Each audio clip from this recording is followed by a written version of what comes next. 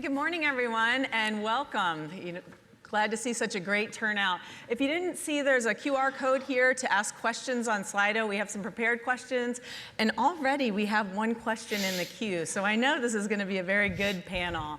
So my name is Dr. Wendy Walsh. I'm the Chief Learning Officer for the United States Air Force, and I'm incredibly humbled and honored to be the moderator for this incredible panel. This panel on leadership perspectives and the development of training and education across the total force.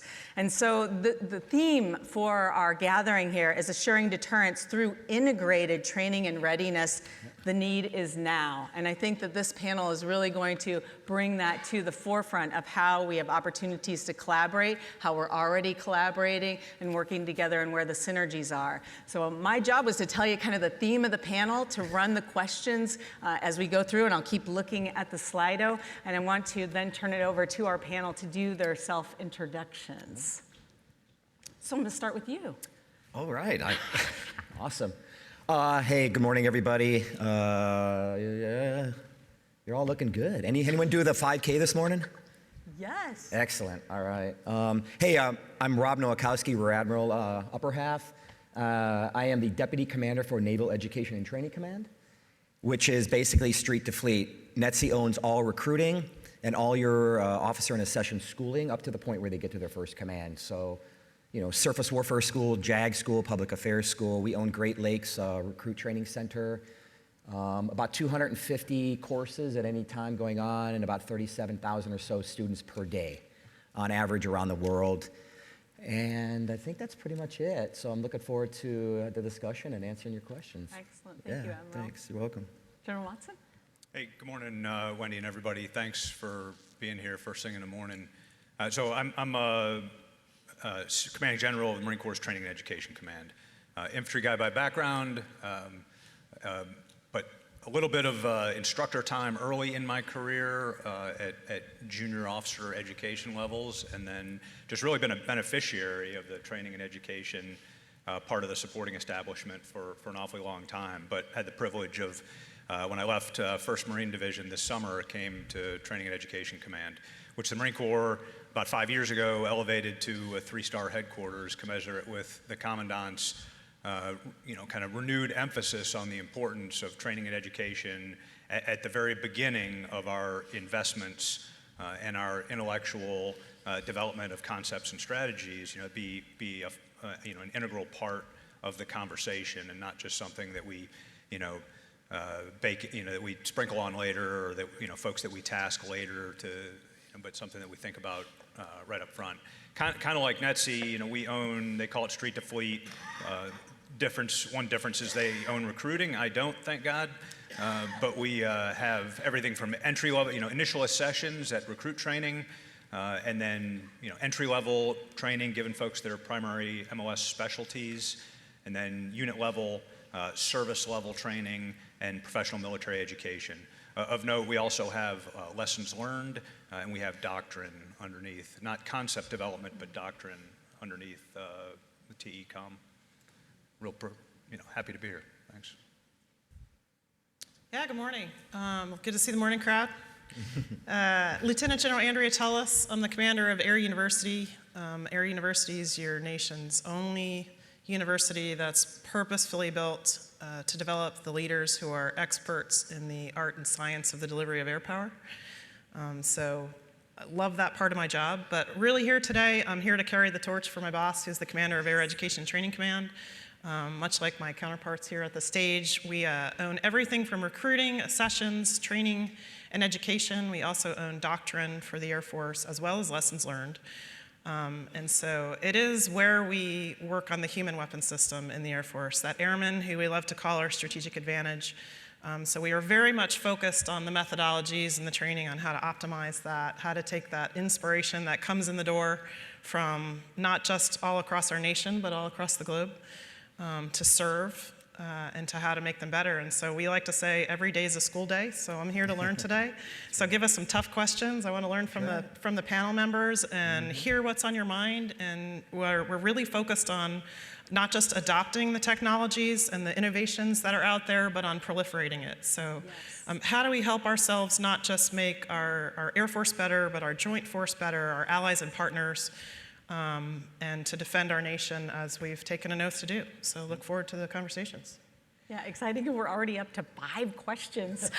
So the questions that I'm going to start with our prepared question, and the questions have like 5 questions in every question. So the first question is that there's been a concerted effort to focus on outcomes-based military education over the past few years. Really, what are the outcomes that we're getting? How are you and your service interpreting this focus? And what have been the implementation strategies to learning and competency acquisition? Have you noted any specific enablers, any challenges in implementing?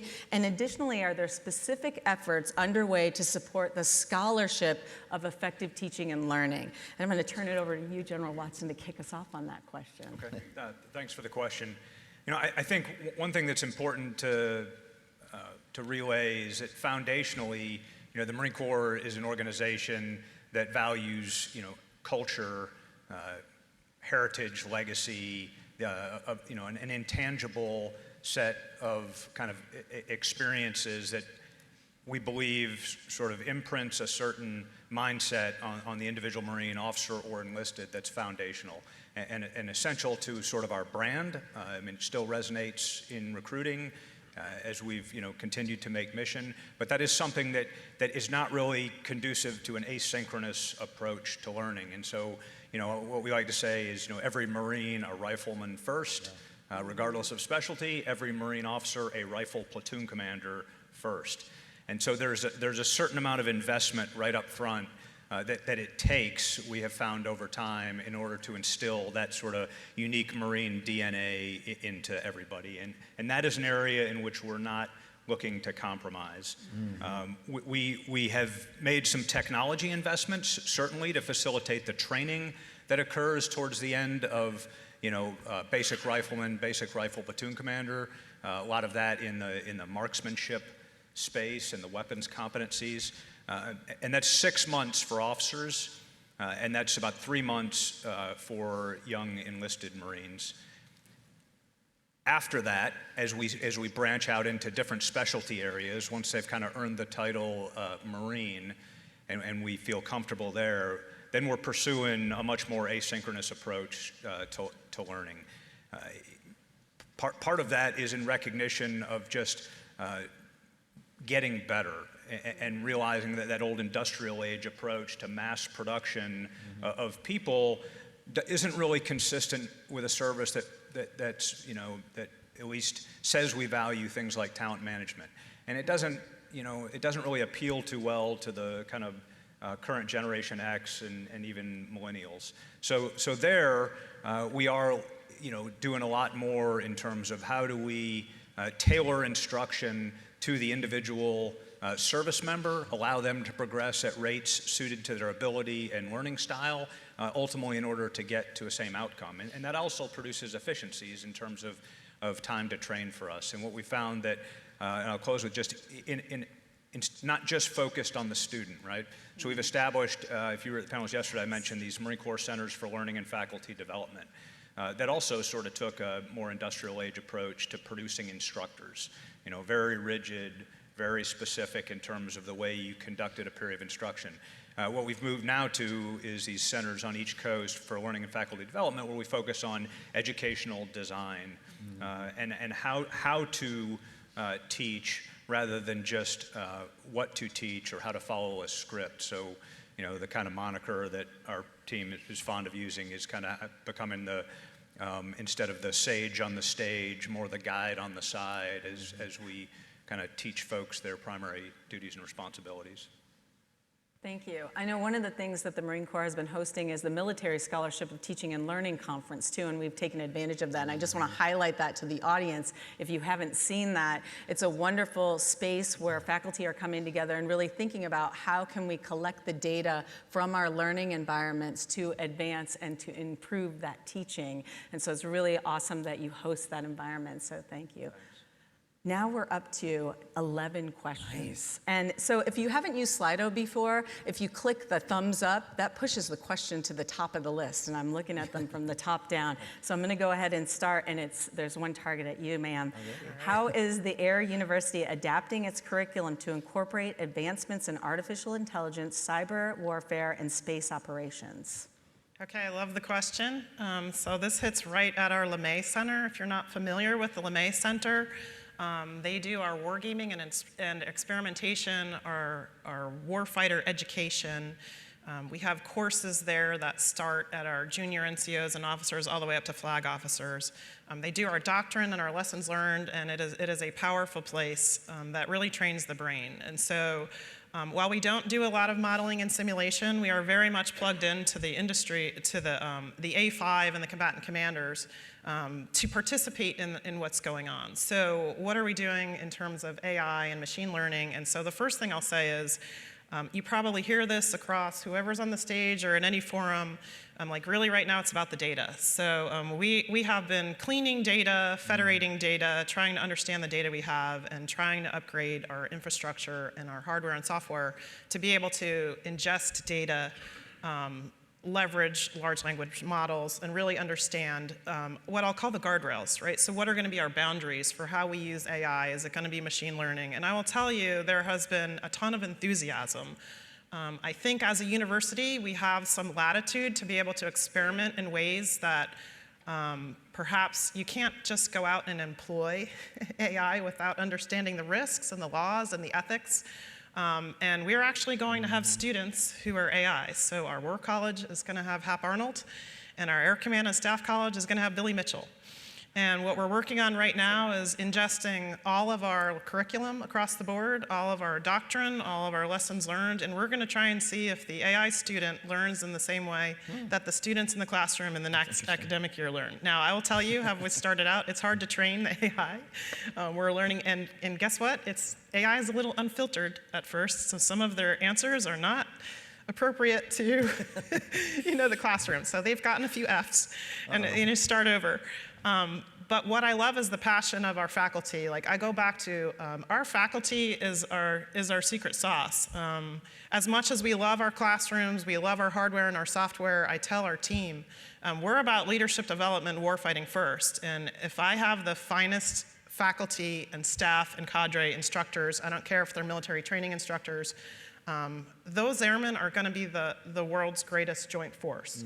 And so we need to invest on them. So to the point of the last question, so I'm going to call out our Air Force Institute of Technology. I got Dr. Jones here in the front row. There are some big brain people up there who are data scientists, and they are on the cutting edge working with MIT Accelerator and a lot of the universities across our country that are really leaning forward on big data. To try and help us go faster, to try and help us learn faster from the models and from what we can do. I don't think AI will ever make decisions for us. There's a lot of discussion about, like, where's the human? There is always in our world going to be a human that ultimately is responsible for the decision. But what we're finding is, particularly for the faculty, we can save them so much time on the administrative end. Everything from grading people's homework, and it's already redesigning the lesson for the next day because it understands the questions that student got wrong. And helping us redesign curriculum, because if every single seminar room, everyone got the same question wrong, then we say to ourselves, did we design the question poorly? Why didn't we teach those students in the right way? Yeah. And so there are some really powerful lessons from AI that might not be, they're not decisive from the operational planning and execution standpoint, but from the simple tasks of anyone up here, there's a task, a condition, and a standard in a human being. Do they learn better visually? Do they need to read? do they need to hear it? It is such a powerful tool, and it is really generating enthusiasm because that gives our instructors more contact time. And whatever service you're in, whatever business you're in, warfighting's a contact sport, and it's going to be a human endeavor. And our classrooms don't necessarily look like desks with chairs facing forward. Our classrooms can be ships. It could be you could be out in the field. It could be a flight line. It could be a vehicle. And so it's been, I think, inspiring. And so I think sometimes if you work in a federal government organization, we tend to talk about the frozen middle and people not wanting to change. And to some degree, I think it's an overplayed, overused term. I'm not saying there aren't some people who are fearful of that kind of change and who have to be brought along, but for the most part, I have found that, that our workforce embraces it, and every single person coming in the door right now grew up with a phone in their hand. They're digitally literate. Like, it really drives me nuts when it's like, we have to make people digitally literate. It's like, I don't know who those people are because they're not at basic training right now. All those people are digitally literate. So yeah, so it's been a great, and I can't wait to share some of the results. Thank you. Kind of related to that, another audience question, you talked about leadership and the paramount importance of leadership. And what are the most pressing leadership challenges that you guys see facing the military today? And how can education and training address those?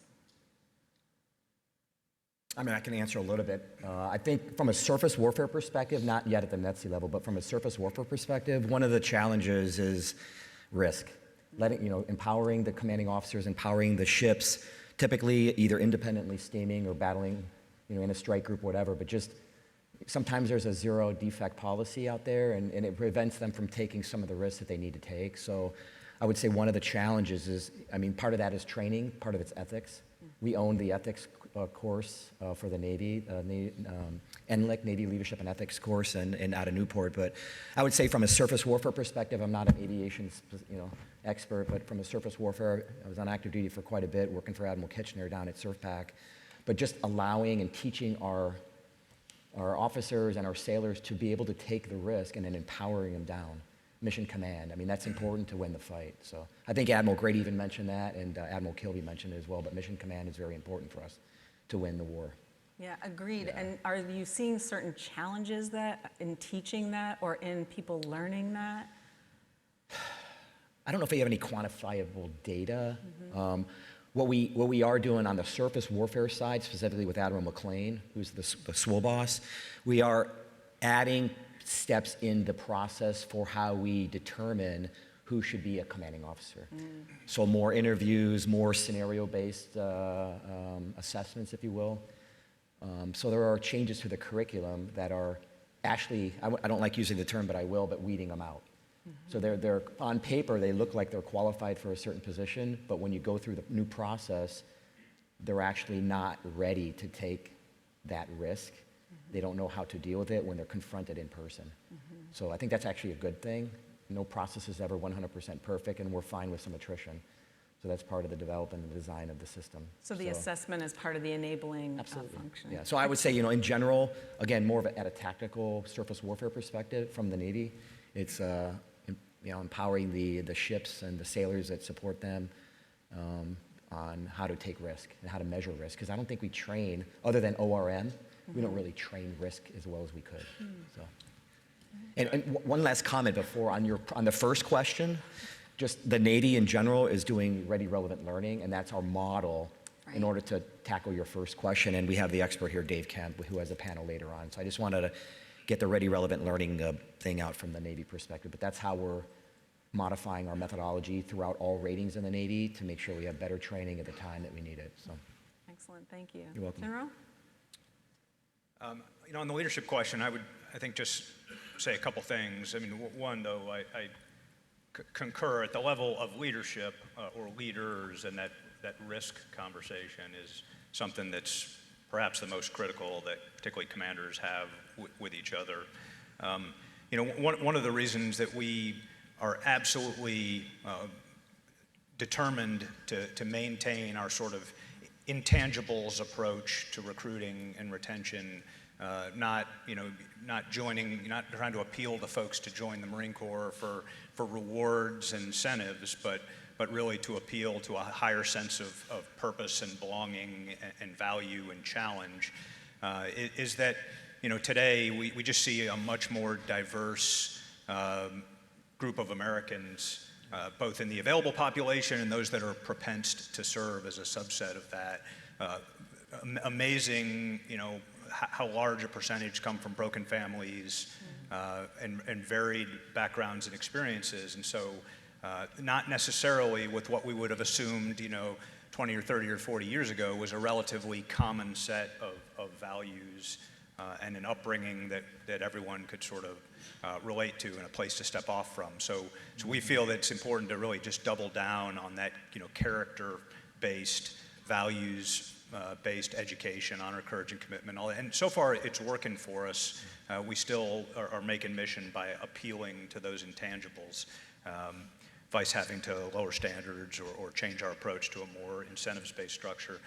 The second thing I would just say is, destructive behaviors has been a topic of leadership across the services for some time now, and it's not unique to the military, but how to reduce the incidence of destructive behaviors, and in particularly, a topic has been, suicide within the military community. And I would just say, having come from, the last 2 years of commanding a division of 20,000 Marines, the vast majority of whom are 22 years or younger, 22 years old or younger, had a lot of opportunity to think about this and engage on this topic. And I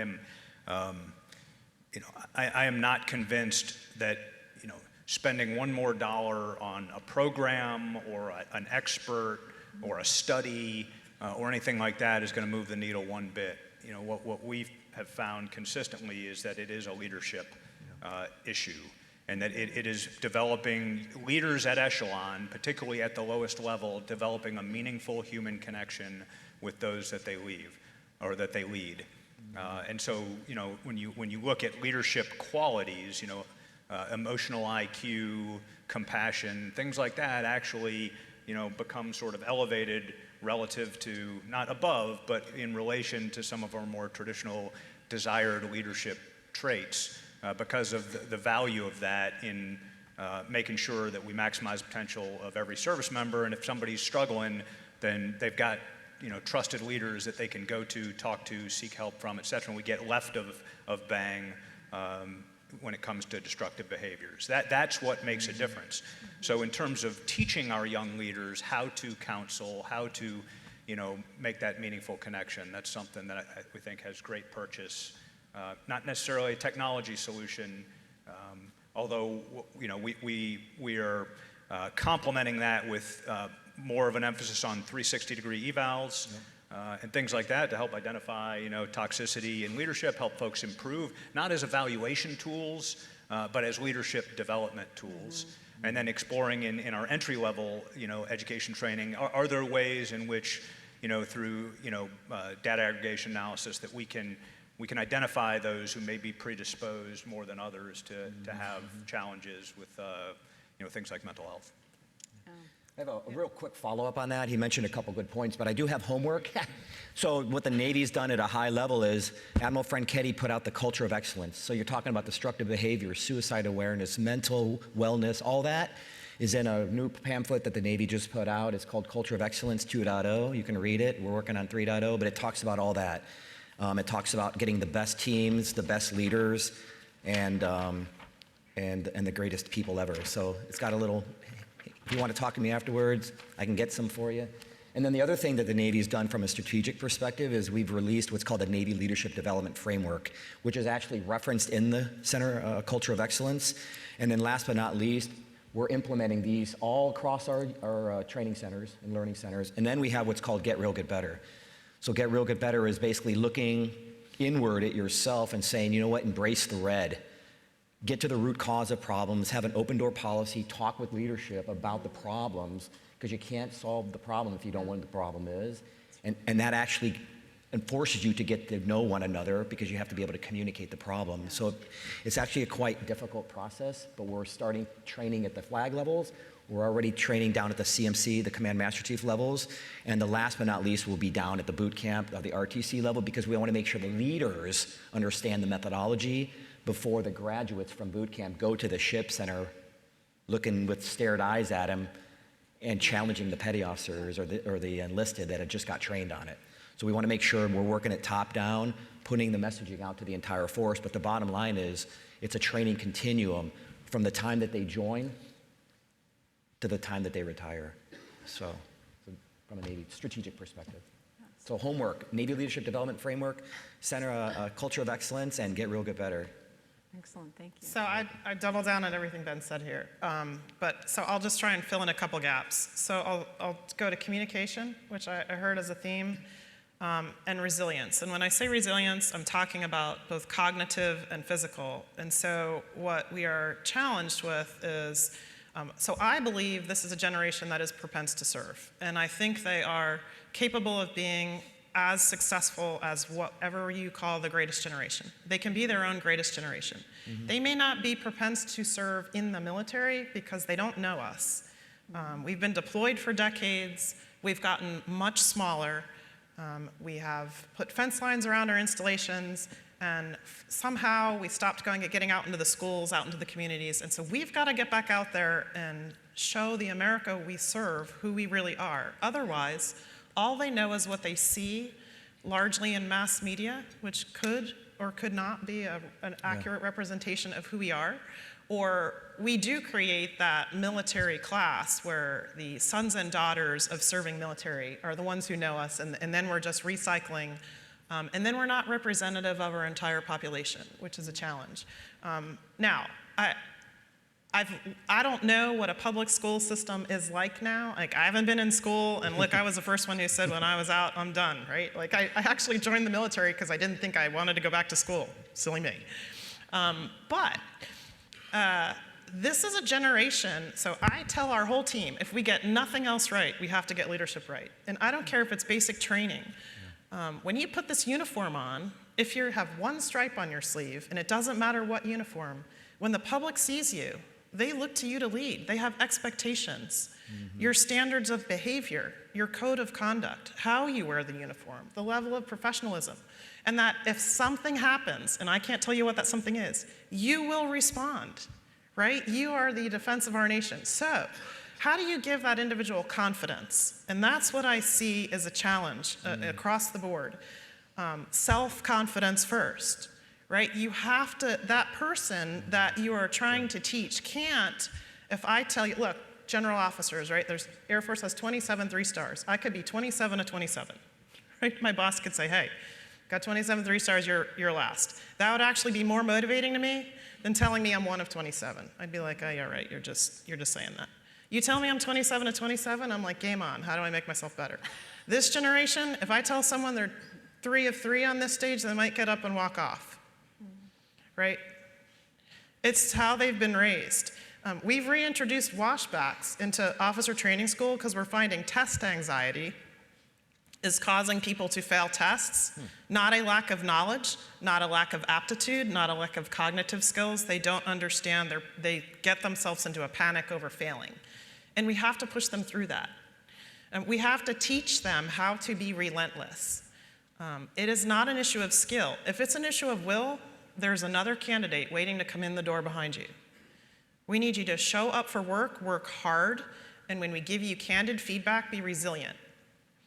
Physicality. This isn't a generation that grew up with a backpack full of books on its back, right? They just haven't. They have an iPad, and so this is a physical job. And so what we were doing, we were breaking people. We were making you march all over the place, getting stress fractures, and so, all this attrition. All of that's trainable. So understanding that, and there are people in this room who understand human performance optimization, whether it's cognitive or physical.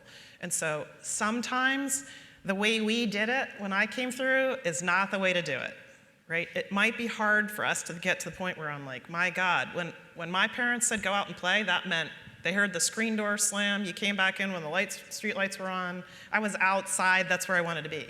Parents today say go play, they're in front of an Xbox on a console in their computer. They're sitting, and so I'm not saying that's wrong, it's just different. we have to understand what is coming through the door and adapt our training methodologies, because I do believe they want to serve, they want to be as successful, and they are as smart. Like, it is incredible, the aptitude and the talent that is coming in our door. We just have to figure out where it fits and to not soul crush it during the first 3 weeks, because the data shows if you can make it through the first 3 weeks, you can make it, right? And you can not just make it, you can thrive. Yeah. Right? But you're not going to thrive if we don't really properly evaluate that talent and be motivating you and inspiring you at every step of the way. And so that's the challenge. Yeah, I would add it. That's one of the problems we had about 3 years ago. I have Forrest here from NETSI. He can validate this. But one of the things we had problems with at RTC Boot Camp was we had about a 21.8% attrition rate back in 2019 when I was the deputy recruiter. And it was 21%. So we had to get, in order to get 5 people, we had to get 6. In order to make 40,000, we had to make 50,000. So what was the problem? Some of it was medical, but a lot of it was mental toughness, resilience. So we came up with I don't like to use the word program, but an initiative. We have Warrior Toughness, which is actually referenced in the Culture of Excellence, but it's actually a course. We have Advanced Warrior Toughness training, and based on that training and some other policy changes, some discipline, some education from the staff, like we mentioned earlier, we dropped our attrition down to less than 8%. Same quality, didn't change the standard exiting, but it was how we adapted them. One was physical readiness. We were breaking them on the first week. Well, why can't we put them in pacing program? Like you do in a marathon. Not everybody runs a marathon in 7-minute miles. Some take 9 minutes, but you can go from 9 minutes to 8:50 to 8:45 to 8:30, and it might take you 3-4 weeks to get there. But that's now the process. Yeah. So it's adapting our process to meet the needs of the generation. Bottom line is, we need the people to come, and we need them to end as a warrior, because without people, we can't fight. Yeah. Right? So we had to adjust our processes. So one of the things we had to do is self-internalize and look at the data, and the data showed us exactly what the problem was, and we adapted to it. And it's cut the attrition rate in half.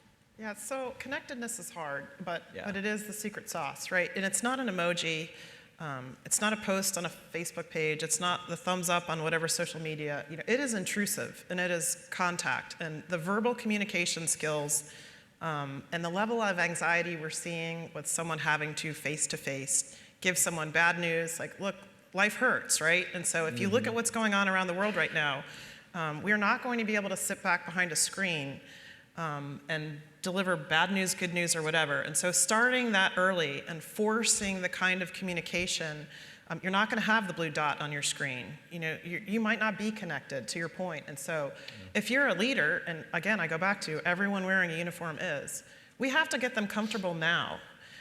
It's not going to get easier if we're actually in what we would all consider full-out conflict. I think the world is already in conflict. And so the more that we can prepare the human being for the challenges that just come with life, the better off they will be when they're out there on their own.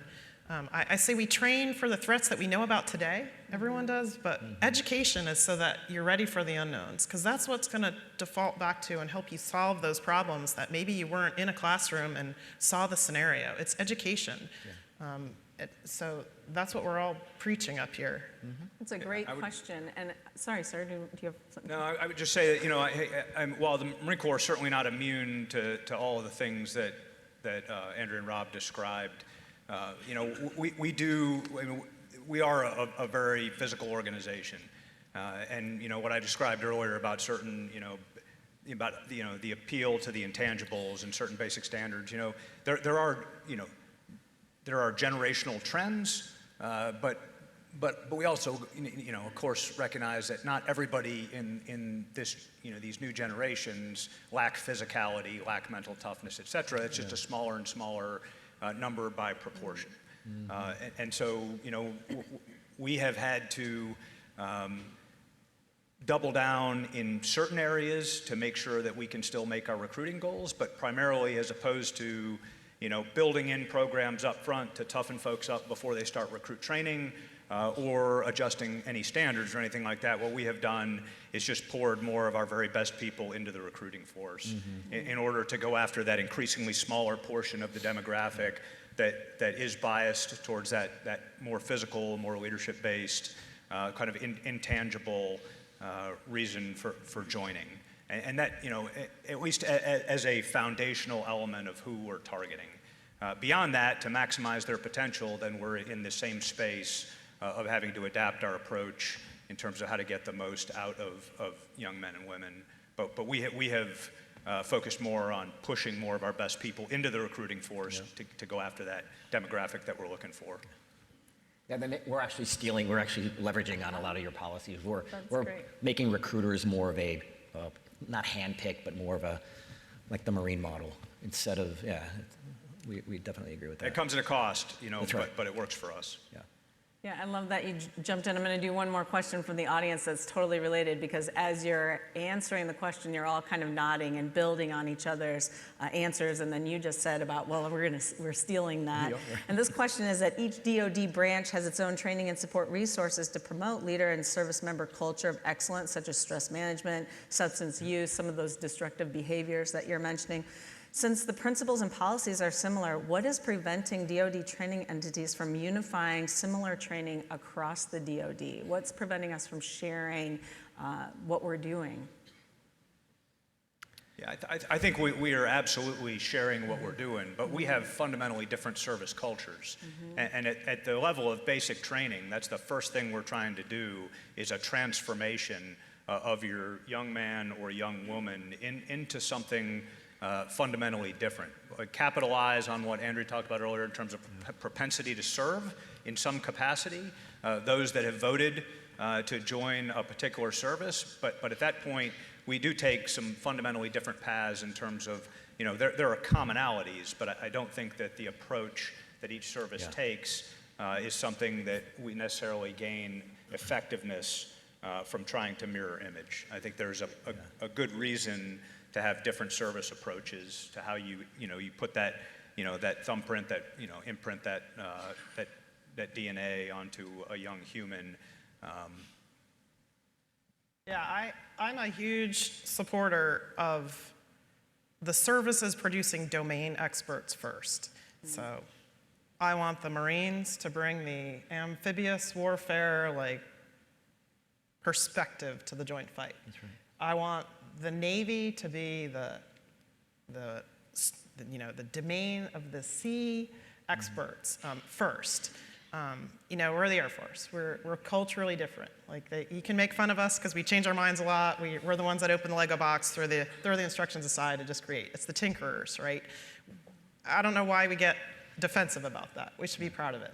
So bring your airmanship first. And then once we've baked that culture and heritage in, bring that perspective to a joint fight. So if we're talking about competencies, we're probably all striving for, there's a common set of competencies that as a warfighter we should all be striving to hit. But I think there is a very good reason why we have different training methodologies and different things we're getting after. I'm good with the Marine Corps' initial training being, you're gonna be an infantryman first. It's gonna be much more physical than what the Air Force is expecting. I don't think there's necessarily anything wrong with that. As long as we're gonna come together at some point and drive synergy, I do think we will never again fight as a singular force. And I think it's happening earlier and earlier in our respective both enlisted and officer careers. Joint basing is an example. I don't know what base isn't a, quote, joint base right now. So we have all 4 services, 5 services now, in addition to the Air Force on our base. We're not a joint base, but I look around, I've got internationals, allies, and partners. And so culturally, you're on an Air Force base, right? So you're gonna learn the language of Air Force. But we have every services personnel operating within us, and we lean on them for that perspective. Yeah. I think it's what stitches together the fabric. It makes that fabric really tight. And so I think that's... yeah, I would agree. Yeah, and I think that's a great point. And I think not during entry-level training, but sooner and sooner within the career of a young enlisted service member or officer, we have put a significantly greater emphasis on joint education and training. at all levels. I mean, and we've got, within our university right now, working with the J7 on a joint all-domain officer set of electives to produce kind of at the junior major level a much more competent officer to be able to contribute to a joint staff effectively as a planner or in the operations space. We instill, joint education within all of our enlisted and officer curriculums after the entry level, and I think that's just it's healthy to have the services coming together, working towards that, bringing those different perspectives that Andrea talked about with the service leadership of all of our services, all stomping their foot that we will fight under a joint force commander, we will fight as part of a joint task force or within a component underneath a joint task force, and so we're not going to fight, alone. Yeah, just from a example, Navy perspective on your mentioning recruiting as well. Why did we go from 21.8% down to less than 8%? Because we went to the MCRD, we went to the Coast Guard, we went to the Army. We used the Army Future Sailor or Future Soldier Prep course. We took some of the stuff that we learned from the One Star over at MCRD and over in the Lejeune. We tweaked our processes. We tweaked them. We didn't copy paste them, I think is what we're saying. So there will be differences, and there are differences now, but we leveraged on some of the awesome things that the Air Force, the Army, the Coast Guard were doing to make our processes better.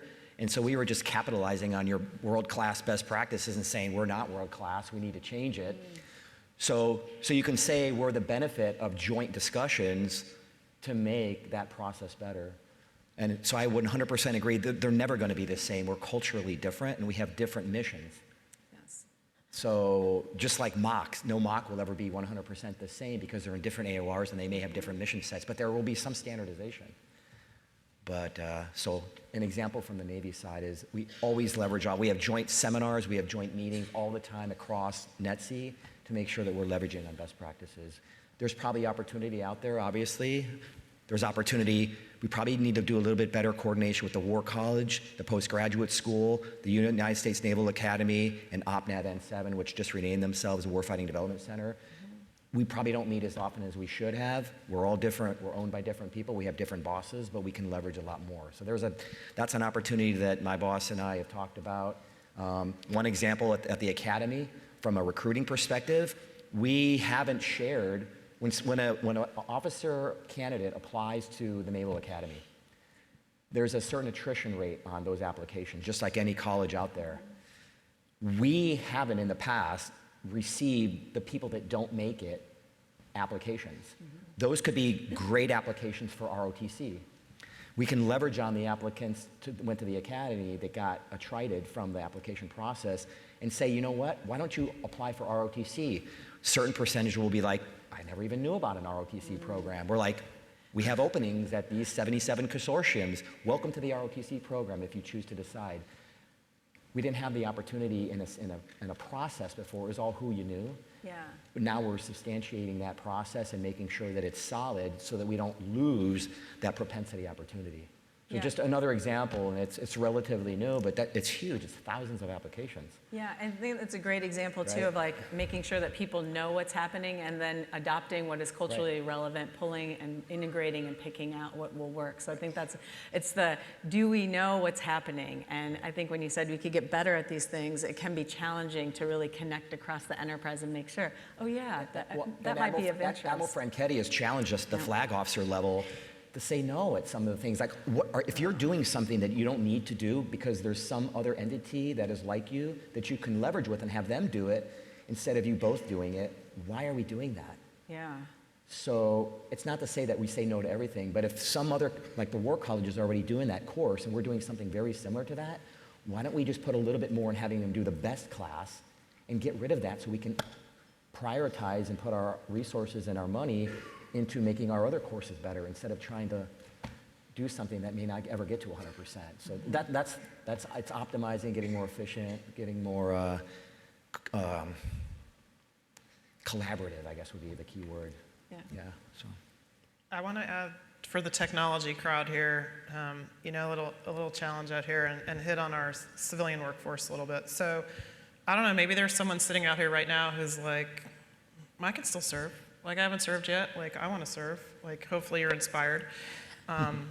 And we have coming to the Air Force way more talent than we can actually absorb, that we have room for. And I don't consider it a loss. Like, the recruiters take it personally when someone walks up to the Air Force recruiter and we turn them away and the Army signs them or the Marines sign them. And I'm like, why is that a loss? Like, that's a win, right? Yes. Like, if we just don't have room, but the Army or the Navy or the Marines can take them, great, win, if they, be a guardian. Well, we also have the challenge that quite a large segment of our population is disqualified from military service for a wide range of reasons, but they're not disqualified for civil service. And we absolutely need our top talent in our civil service. And it's, you might think, okay, administrative bureaucracy, but I mean, we're talking about in our labs, in our toughest STEM environment, weaponeering right alongside those uniformed airmen, like doing our nation's bidding.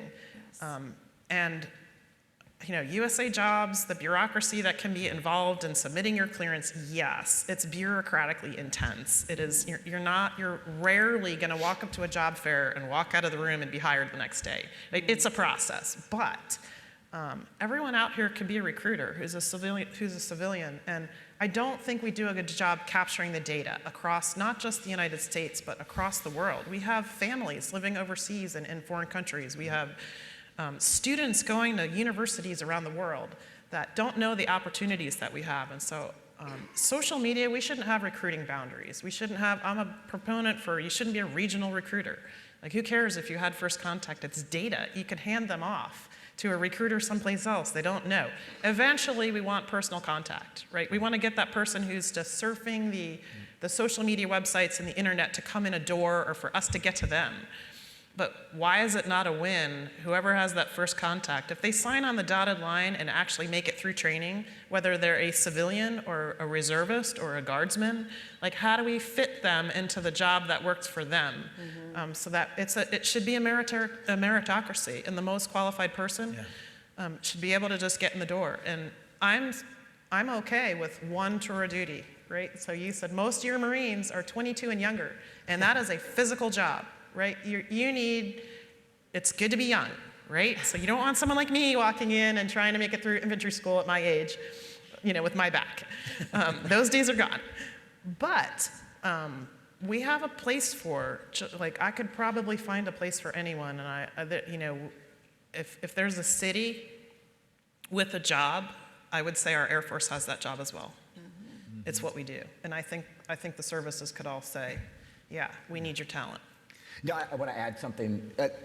I love this panel because it's just so I know, interactive. it's very good. Well, if you haven't heard DIB, MIB, or SIB, I think Vice Chair yesterday mentioned the Defense Industrial Base. Yeah. There's also a Maritime Industrial Base, and there's also a Submarine Industrial Base.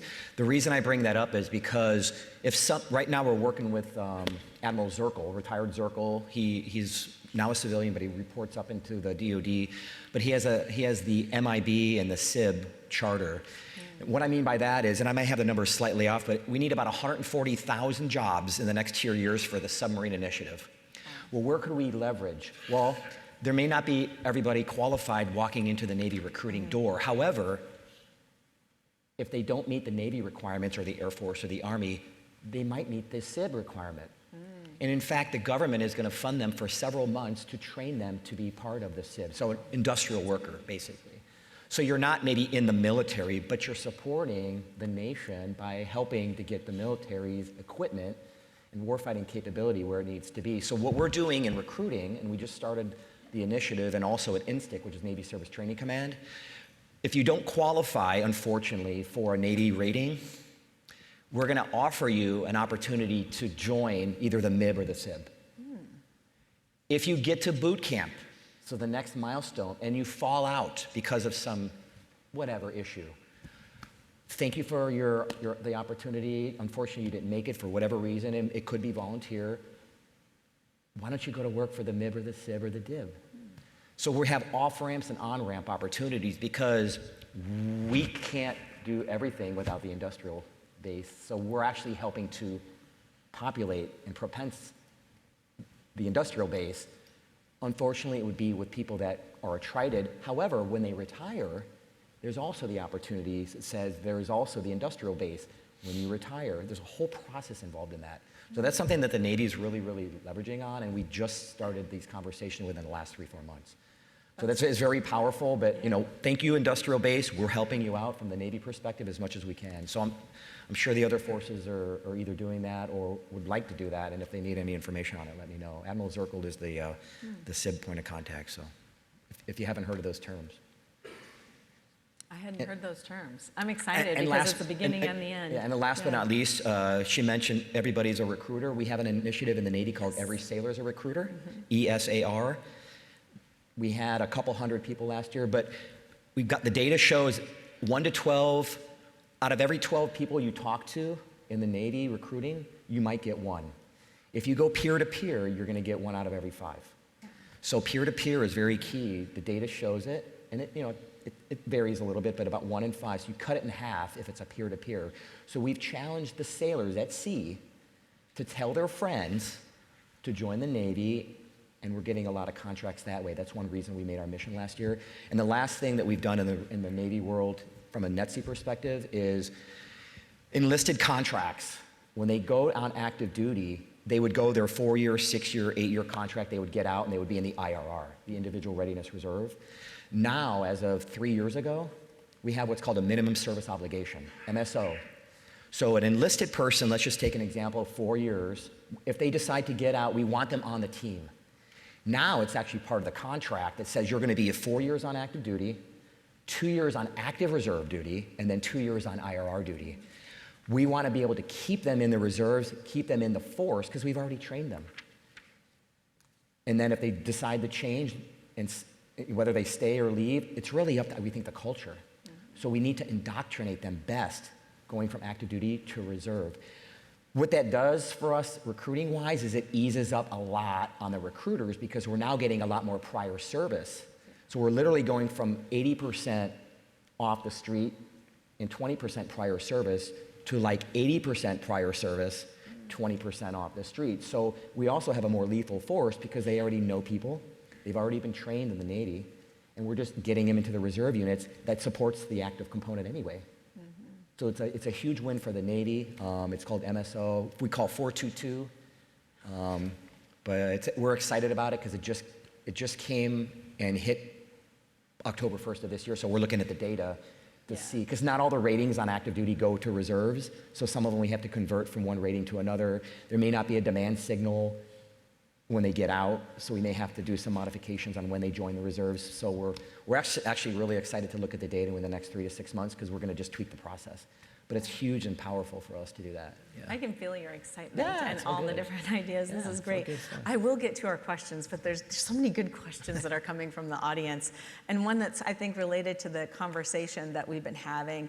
And that is about, we're striving for this interoperable, highly interoperable fighting force and calculated risk takers. Yet the hierarchical structure is, in this hierarchical structure that our services have, is psychological safety, where we allow clear information flow from the lower ranks to the higher ranks. Is that an area that we need to be thinking about how we train that? How do we create more information flow and ability for the lower ranks to speak kind of I don't necessarily like that truth to power, but kind of convey their ideas, their perspectives. Maybe you're seeing this as not a problem. Maybe you're seeing the impacts of this.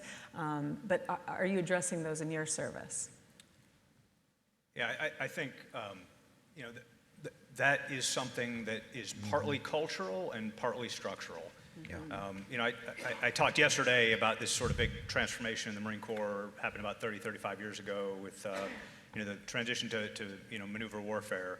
But a lot of that was an emphasis, which was not really novel at the time, on sort of decentralized mission command. And on the emphasis on communicating the why, not just the what, when you're trying to, lead a force. I mean, there's a time when it's just, hey, shut up and do it. But when able, when time allows, people perform better if they understand why they're doing what they're doing. And when time allows, leaders who seek input from their subordinates in the development of a plan and the communication of an order produce better outcomes. So culturally, we made that transformation a long time ago. That still is dependent on individual leaders at every level, at every echelon, operationalizing that philosophy. But it is something that is a drumbeat for us and that we continue to focus on.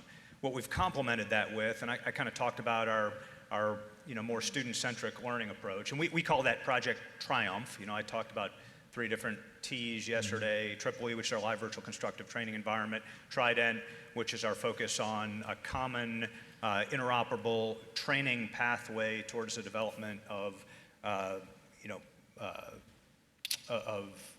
the fire's skill set required to operate in a joint naval environment to close kill webs.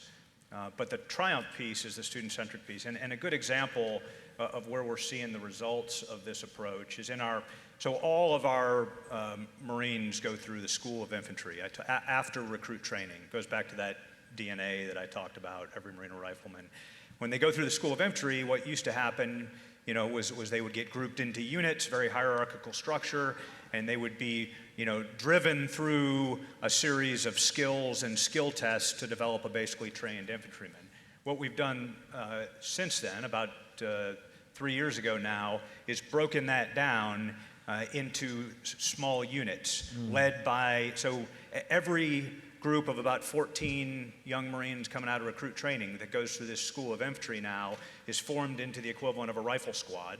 Their instructor is now no longer a senior enlisted or an officer, but it's a sergeant. And that sergeant is kind of like the squad leader that does everything with them over the course of the 14-week program of instruction. He's kind of that guide on the side that I talked about. And so over the course of it, the students are encouraged to do more and more themselves.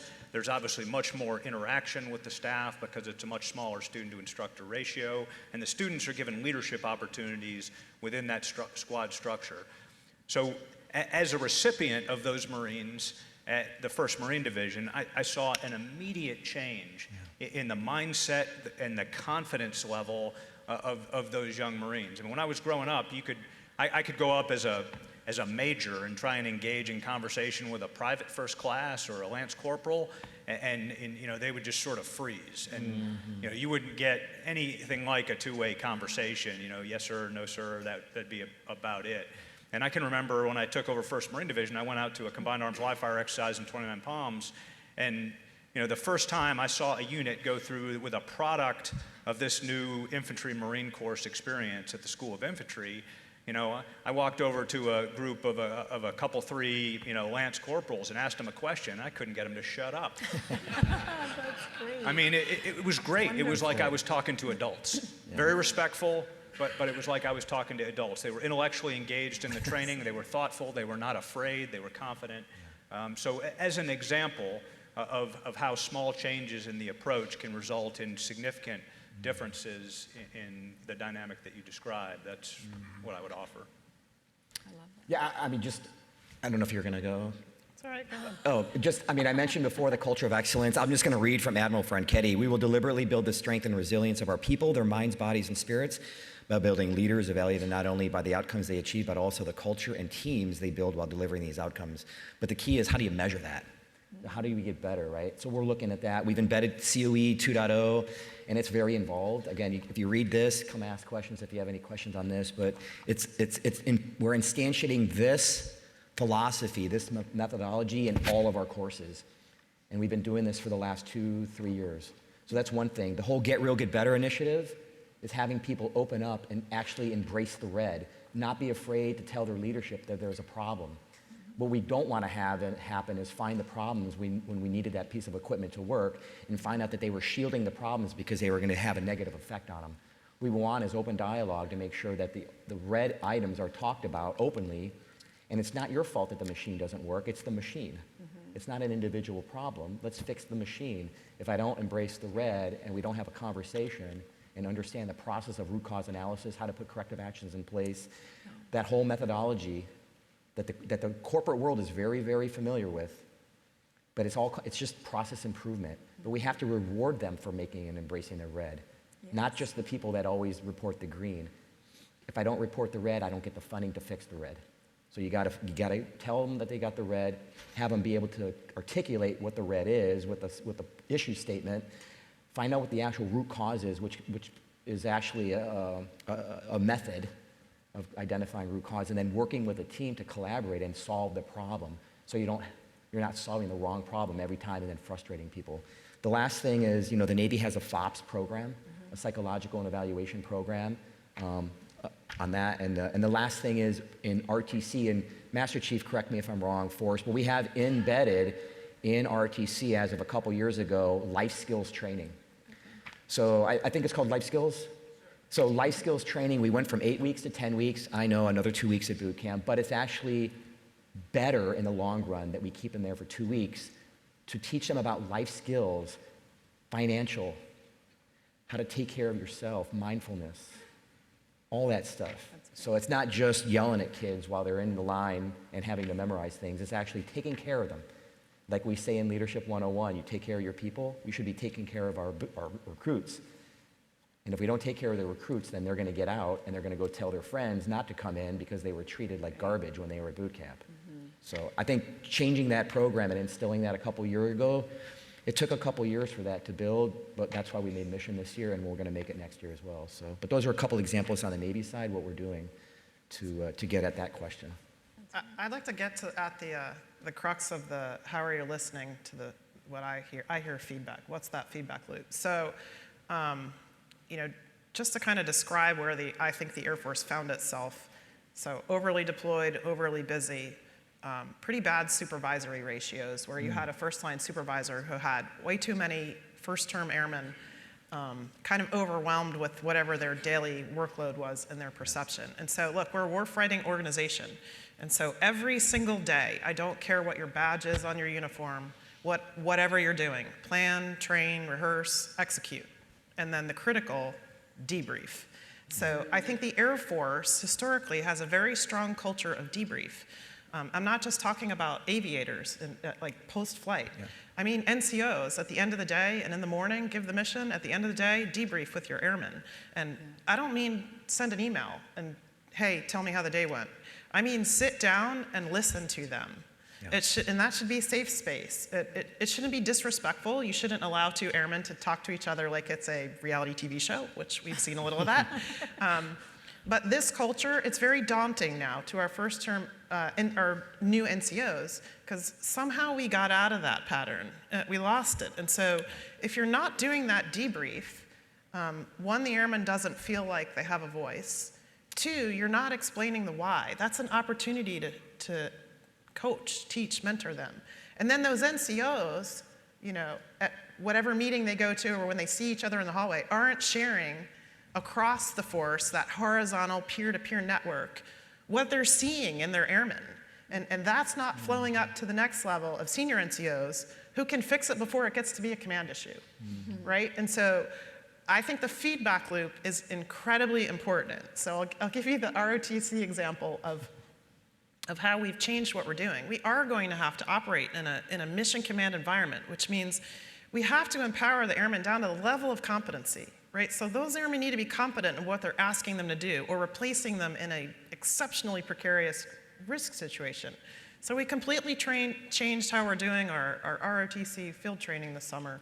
It used to be very prescriptive. They got off the bus, there was a flight leader there was cadre in their face, here's your mission, go, we're very directive. And this was really hard for the cadre to do. But now, it's going to be peer-driven. They're going to lead themselves. They're going to figure it out. They're going to be handed a schedule. They're going to task organize themselves and figure out how to get there. And then they're going to give us feedback along the way, and we're going to see peer evals. And no kidding, one of the cadets was, hey, this would have gone a lot better if you just told us what to do. Yes. Right? And so guess where that cadet ranked? In the about ready to be a second lieutenant, right? Like, but that's what they expected, because that's what we had been doing. That's what they had experienced in their first and second year of ROTC. Well, we're trying to teach them now how to lead those lower classmen. So it's not an attrition course. We're not trying to wash people out now. We're trying to give them a toolkit. And this is where the Air Force has become disconnected in the institutional force with the operational force. So we created this perception that, hey, I'm going to send my airmen to NCO Leadership Academy or whatever the school is, by the way, that's an airman I don't have, so now I'm not happy because that's a hit on my readiness. And you're going to send that airman back, and they're suddenly going to be trained, and then they can go back and do what they need to do. And so the feedback is, hey, I got this airman back, and they're not done. Like, what did you do down there? And it's like, hey, we just gave them tools. It's your job every single day to make that airman better, right? It's not a you send them to us and we send them back. We have to be connected. We want to hear what we didn't get right, but we're not giving them the answer to the test. And some of the tools we give them, maybe they won't use them for a couple years. But they better be able to reach in that toolkit, and they need sets and reps. If they just chuck the toolkit on the shelf and don't practice it because you're not reinforcing, they're not going to. I find that our airmen are incredibly inquisitive learners. They are thirsty for all that stuff. They need opportunities and experience, and they need debriefs, right? They need the opportunity to hear, what did I do right? Start with the positive, but don't just gloss over what they did wrong. Tell them what they could do to be better. Yeah, leveraging on the ROTC program, I like that you bring that up, ma'am. One of the data elements that we captured about 3 years ago for all of our ROTC units, so NETSI owns 77 consortiums. So a consortium is a group of universities or colleges that report to one OIC. Like Chicago has like 4 different universities, but they all report to Northwestern. San Diego has the same thing, so it's making it more efficient. But what we found in the ROTC units was each ROTC consortium had their own indoctrination. And based on the feedback from the officers when they graduated from the fleet, they went to the fleet, they were getting slightly different levels of training. Some of it was way up front and some of it was during. One of the things we did 3 years ago, we now bring all of our new students to Great Lakes, just like our recruits. And we call it NSI. So every pre-midshipman, if you will, goes to Great Lakes for a couple weeks. They get to know each other, about 1,200 of them. They learn the same curriculum, and so they start on the same stepping stone when they go to their ROTC units, which is a good thing. Yes. Because now the leadership there is all getting the information, the feedback from the students when they get to the ROTC. So you're standardizing things over time because we're starting at the seed. And then we have milestones in the process through the 4 years of college where we have annual symposium with the ROTC instructors to tweak those processes to make sure that the modules that they're training are like. Yeah. So the ROTC, it's huge for the officers because we've spent a lot of time on enlisted, but we have to spend time on officers too because they need to work together. Yeah. And having it at Great Lakes actually helps put in perspective because they're seeing the recruits right there marching along, and then the recruits are seeing the officers, so now it's a morale builder. Yeah. It's not a he versus she or us versus them, it's all us. We're at the same training facility. We're getting taught similar items in the cold together. And some of them may even be on the same ships with each other later on, and they can tell that story. Kind of So, accelerating that. yeah, it's connectedness actually, and Admiral very Sands similar. came up with it when he was the commander of INSTIC back about 4 years ago. And Great. they implemented it about 2.5, 3 years ago. So it's a Excellent. great initiative. I'm going to get NSI. us back on track to our questions. So we'll get to question number 2. We're running out of time. I knew this would be a great panel and we'd have a good dialogue. And I thank you for your questions. Keep them coming in. Yesterday, General Watson, you talked about building a new wargaming center, and there was a panel yesterday that spoke about wargaming. And wargaming, there's a large body of evidence that it's a really effective tool when we thoughtfully apply it and integrate it for learning, for advancing our planning capabilities, for really making a difference in our operations. So I'd like to ask the panelists, how are you or your services assessing wargaming in professional military education? And are there specific technologies that you're using? Here we are in the modeling and simulation mecca. You know, are you using that you feel are increasing the effectiveness of wargaming efforts? And if you're not yet, what are you imagining or what are you kind of looking towards? Yeah, I'm happy to start, you know, and I wish I'd been able to see the wargaming panel yesterday because we had Colonel Chuck Anklem down here and his team, and you know, he's a PhD in modeling and simulation, but active duty Marine colonel, and he's the guy that is driving us home on this wargaming center, which is the Robert B. Neller Center, because our previous, Commandant General Neller was the one who initiated the funding profile for this and bought off on the big idea. But it's an amazing facility.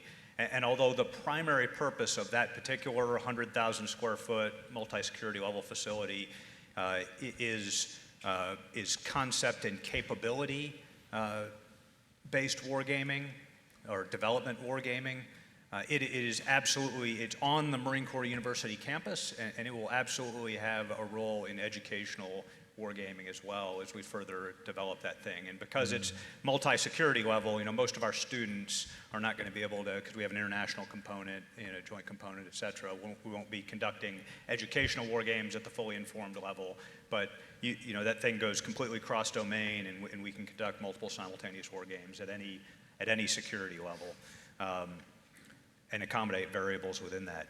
Separately, but related in terms of educational wargaming, we have a Wargaming Cloud at the Marine Corps University. It's kind of a virtual gym for war games, in which we have a bunch of different wargaming options and a lot of different wargaming opportunities. We use the Flashpoint Campaign Pro and Command Professional Edition are probably the two primary wargaming tools that we use within that cloud. But we've got another guy, and he was probably on the panel yesterday. He's here, Tim Barrack, retired Marine Colonel, who, you talk about somebody who eats and sleeps wargaming, knows more about it than anyone I've ever met. Really an extraordinary guy, and he's in charge of our educational wargaming. And so that is one place where, I'd love to pour money into everything that we're doing, but when you got to pick horses in a challenging and unpredictable budget environment, wargaming is something that I'm pouring more money into at Marine Corps University, and we are increasing the opportunities for that and expanding that beyond just the university proper in terms of the students who are physically present, but we're expanding that to the broader community of interest, not only our non-resident education, but opening up opportunities for folks from our allies and partners to join in. And we've had some really promising acceleration in that space. Excellent. Do you want to call us? Yeah, so similarly, we participate in the Air Force's wargaming, both at the LeMay Center at Maxwell, as well as the large war games that occur at both in the NCR and at other locations. That is largely for the purpose of concept development, validation. It informs force structure decisions. It might be systems testing, and to try and do strategy and COA development. But the wargaming that I think has changed, the more impactful wargaming in terms of changing how we train and educate, is the educational wargaming. And so, and it's quite cost effective. And look, this is a generation that loves to game. If you can gamify something, they'll do it. And what we didn't know was, okay, how are the faculty and the cadre going to react to this? Because right now, we are doing tactile board game style, not connected to a network, wargaming to train the brain, the decision-making process in our ROTC detachments and officer training school, all the way up through our war college, enlisted and officer. And instead of you go to war college, it's a 10-month school, and you build up to this end of course TTX that maybe is a week or two, we're running 20 different iterations of wargaming during their 10 months. And it's allies and partners, it's interagency. We occasionally have industry that participates in it, and it can't be hacked. And so you might think, well, how are you collecting data on that? So we are collecting data from the instructor and cadre standpoint to see how the decisions are being made. Like, what's the purpose? One, you have an incredible diversity of thought. We have 86 different countries in our war colleges, in our PME institution, and they have a very different perspective on what decisions should be made than we are. And so we're collecting the learning objectives and the training outcomes, and then in a closed system, inputting that so that, again, our faculty and staff can evaluate how is this working. They've been so popular that we're now exporting them. So it doesn't, think about going online and buying a board game, right? That is incredibly cost effective, and you can pack it in an A bag or a C bag, and now to the squad level, the squad is bringing a little in their kit that, you get, we're the military, hurry up and wait, you're stuck in an A-pod somewhere. You can do a small team board game and get your team oriented toward agile combat and employment, or hey, what are our mission objectives? What are just the simple things? Understanding resource constraints, understanding shortages or communication degradation. Yeah, all the way up to the War College having the full dime, like diplomatic, informational, and military and economic inputs. And so it's been fascinating to watch. And I have to tell you, I didn't think the faculty was going to be sold on this, but now we have like wargaming breaking out in break rooms, like between the faculty, and there's different schools competing against each other. And so you can run a scenario in an hour, like if you structure it correctly. So it has been amazing to watch. And the creativity in this room for, okay, what do you want our next war game like that to be? We now have Indo-PACOM and EUCOM scenarios and set pieces, and I would love to see every COCOM, every theater have its own board and lay down. I think global's a little bit too complicated, like stay simple, but they're loving it. Our Guard and Reserve units are using it, and it's just something that is really easily done, and it literally is unlimited it's up to the creativity in the room. And you know, we're buying these kits, and they're up 500 to 1,000 at a time, and they're just flying off the shelf. So our shelf. It's easily done. And this is a great area for, you know, for AI, right? When we talk about opportunity space, on a couple of levels. One, when we look at data aggregation for the, you know, when we're doing electronic-based, you know, war games, is, you know, one of the challenges is qualitative versus quantitative assessment of results and then trends over time. And that's one of the areas in which, you know, I think we're seeing good results from AI. The other area is AI-enabled red teaming. I talked a little bit about this yesterday, but you know, physics-based modeling, authoritative data sets, all important to giving you accurate threat replication, but doesn't replicate the mind of the enemy commander. And to avoid mirror imaging in the behaviors that you see within a war game in terms of the threat, then there's a great role for AI in helping to operationalize that. Yeah, I got to give props to the Marines here because, so on the tactile board game front, like we partnered up really early. So they're Assassin's Mace. You might hear the Kingfish Ace if you've heard these terminologies. So these are things that at the field grade officer level, they came up with that. Again, if you communicate it, the chain will listen, right? And so these were grassroots developments that were, you know, designed internally that then you can leverage the power of industry to scale. And then I'd say that the point on AI, in our large Title 10 war game, like leveraging AI to adjudicate moves has enabled us to get many more turns and sets of scenarios, so that where a typical war game, the number of turns you might get in 2 weeks is now doubling and tripling, because we can reset and take those red team inputs, and it, you know, literally used to be writing on note cards, spreadsheets in rooms, you had white cells in the other room, and like now we can automate all that and just leverage the power of computing. And so it's incredible how much more data we can get out of a war game, and really kind of know sooner, you know, where we're narrowing down where we want to be, or what, quite frankly, isn't going to work. Like that's really helpful. If you can like show on day 3, hey, this is not the direction we want to go. That's return on investment in terms of cost averted. You know, it's important. Yeah, thanks, Andrew. And just to be clear, that, you know, in terms of nomenclature, that Assassin's Mace, that is what developed, and that is Command Professional Edition, is, you know, the commercial instantiation of that. So same thing. And the guy who actually did the development is that guy Tim Barrick that I was talking about, that's running educational war game at Marine Corps University. He's probably in the back here somewhere. Thank you.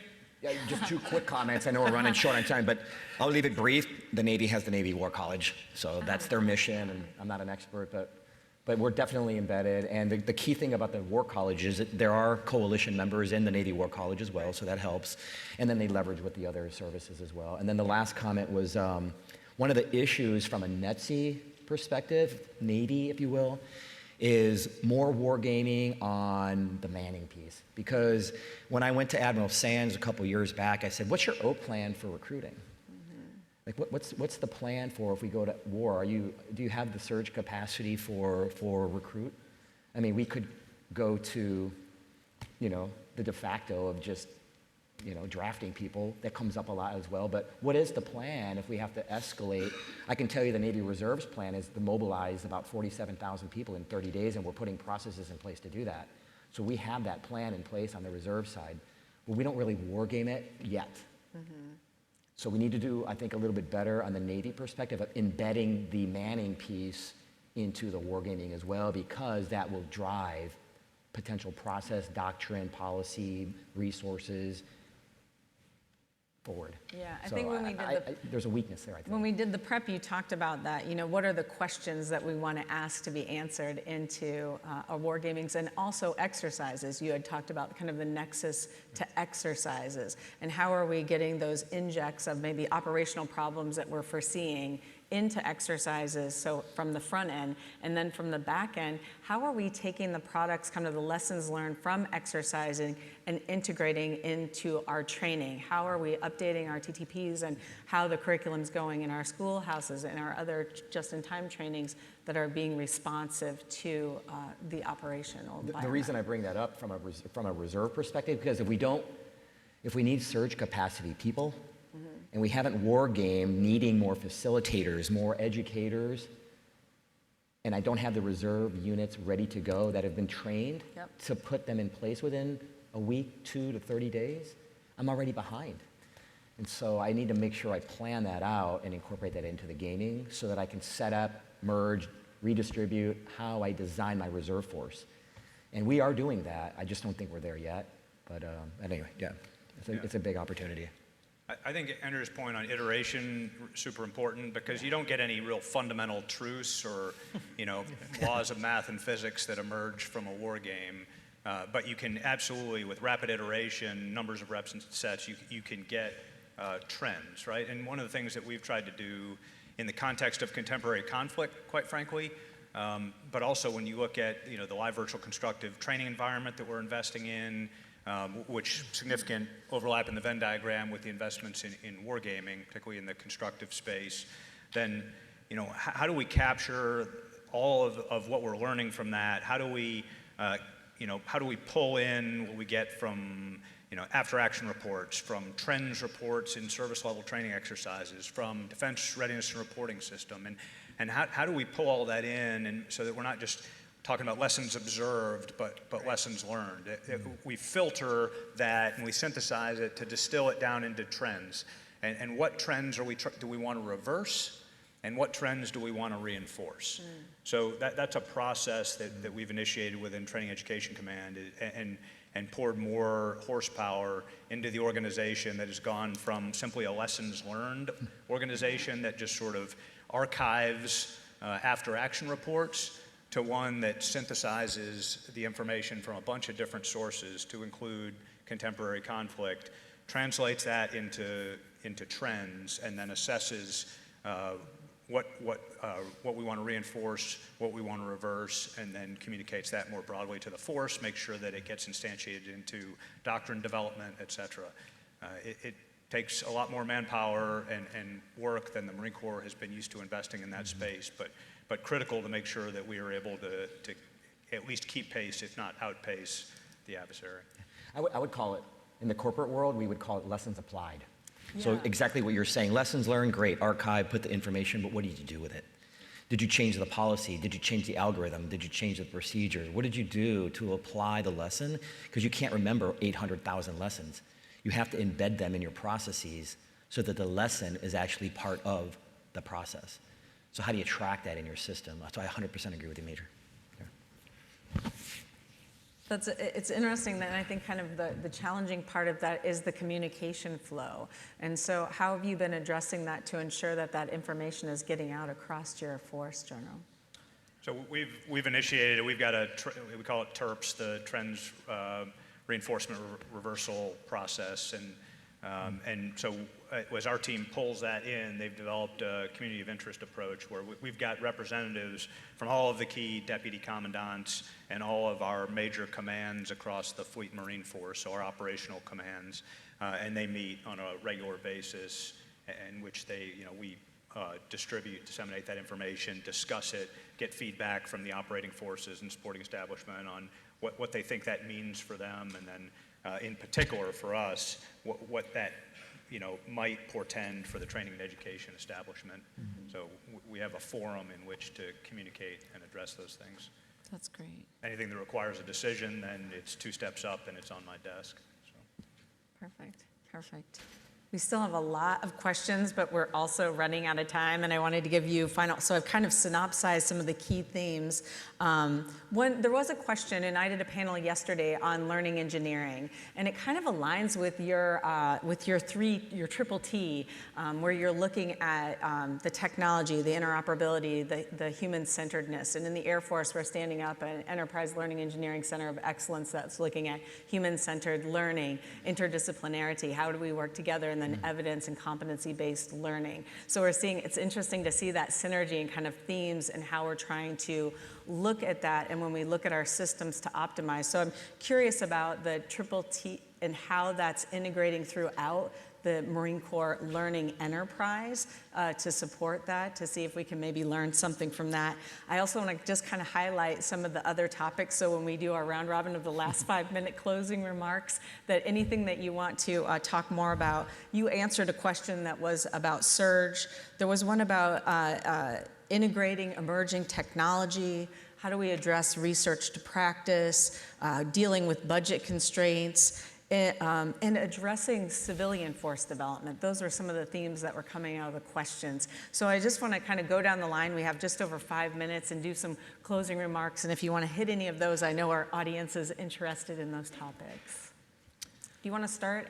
Do you want me to start? Okay, I'm going to limit myself to a minute then. So, so what I would say to the room is, we definitely have learned a lot in the last 4 years.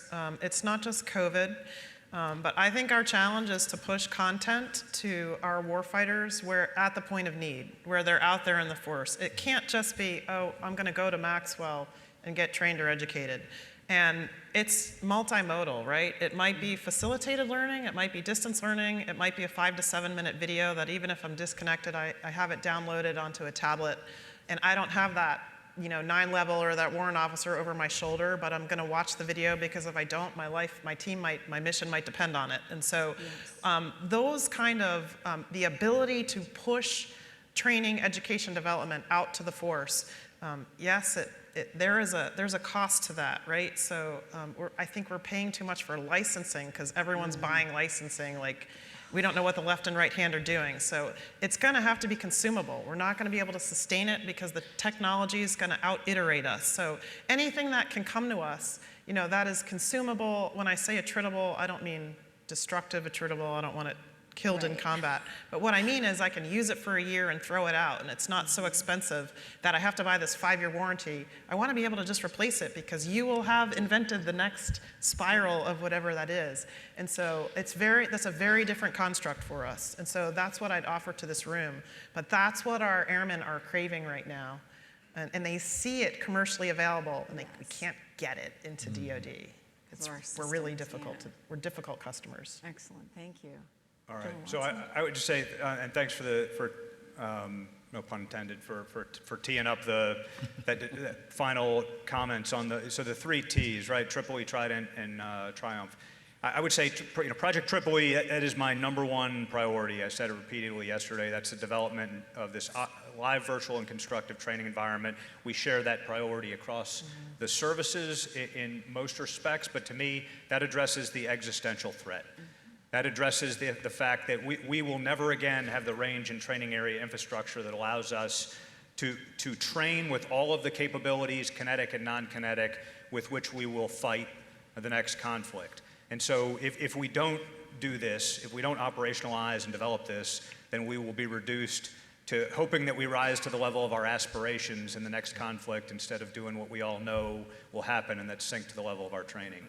That's the existential threat. Project Triumph addresses the opportunity space. How do we maximize the potential of the individual and our limited resources to tailor the learning experience to the individual, both to maximize their potential, to make sure that they have a good quality of experience, and to save time for the things that are really important. And then lastly, Project Trident, think Navy, but ultimately it's our collaborative gateway into training folks to operate within a joint fight and be able to close kill webs using a common set of training standards, policy, and doctrine. Excellent, thank you. I guess I'm the last one here, so I got 2 minutes.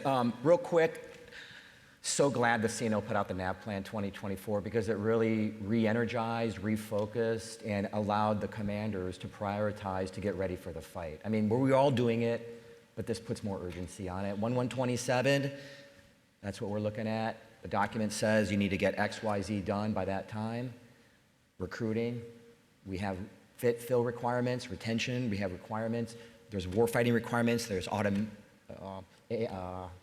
AI requirements, ML requirements, all the way down to the tactical level. So I'm so glad that Admiral Franchetti put her vision out in January to the force, and she leveraged with other services in order to do that. So one other thing I wanted to mention is the robotics rating. So from an AI, ML, autonomous perspective, we actually, the Navy, have created the robotics rating. So it's an RW rating. We're actually working on completing we're putting together the first course, the A school, right now.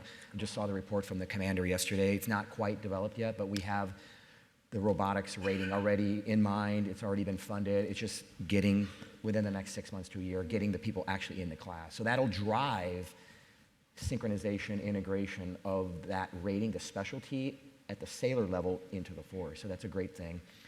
And then the last thing I wanted to say was thank you for all coming, and I'll be here afterwards for questions if you have it. And I learned a lot from both of these panelists, and we'll learn more the rest of the day. So Excellent. It's surprising how much you don't know as a flag officer when you're on these panels. So. We all are learning. We're all learning. That's right. We're all learning. I want to so thank all of our panelists. I want to thank our session host, Mr. Heath Morton. I'd like to thank Shakitha Tischler for helping us with the Slido, and thank all of you. I think this was a great panel. Thank you for your questions, and have a great rest of the ITSE.